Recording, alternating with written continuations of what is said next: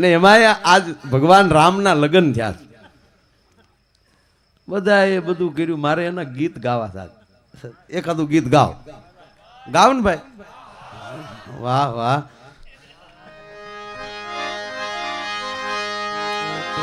પેલાના ગીતની મજા હતી હો, પેલાના ગીત. અને રામાયણમાં ભગવાન રામના લગ્ન થયા ને એમાંય ફટાણા ગવાણા હતા. ફટાણા ગવા તો આપણે બેનું ફટાણા નથી કહેતું, હબા હબી મળી થવા તેદું.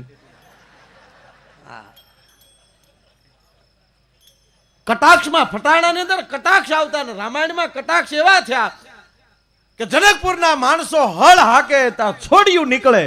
તો જનકપુરની દીકરીઓ એમ ગીત ગાત્યું થયું કે અયોધ્યામાં હવન કરો તો દીકરા નીકળે. આ ફટાણા ગવાણા. અત્યારે તો કેવા ગીત મારી માવું લઈ આવ્યું ને ત્યાંથી આપણને એમ થાય કે આ ગીત સાંભળવા કરતા ગલોપ ઉતારીને હોલ્ડરમાં આંગળી ભરાવી દઈ. કેવા કેવા. હું ટીકા નથી કરતો માવડિયું, આપણે ઘડીક રહેવું ખોટું આંખે થાવું.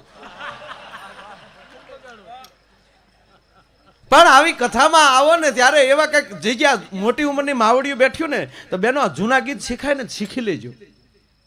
જેમ મને તમને આવા સંતોને હાજરીમાં હજી રામાયણ મળે છે, સંતવાણી મળે છે, હારા આવી કવિતાઓ મળે છે દાદ જેવી.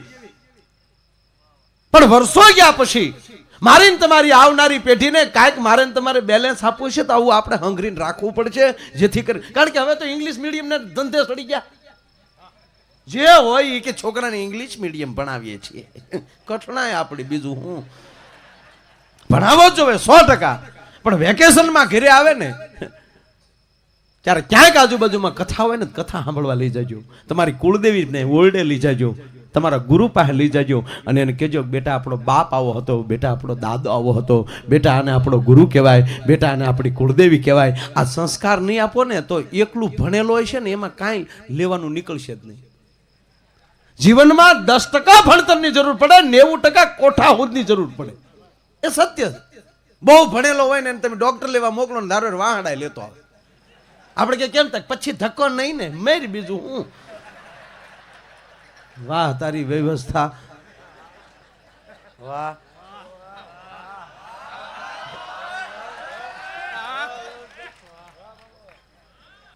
જૂના ગીત માંડવામાં ગવાતા હોય ને દીકરી ફેરા ફરતી હોય ને તો એ ગીતની અંદરથી એવા સાર નીકળતા હોય કે હારવેલમાં કેમ જીવવું ને એ તમામ બોધ એ ગીતમાં નીકળી જતો. ભાઈ હારવેલમાં કેમ જીવવું ને જીવતા દીકરીને આવડી જતું.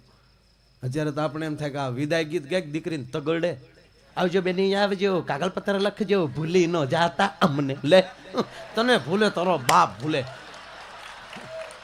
કેવા કેવા ગીતના ઉપાડ કર્યા ભાઈ. હમણાં તો મેં ભાઈ ગીત સાંભળ્યું મારા મને ધનુર થઈ જતો.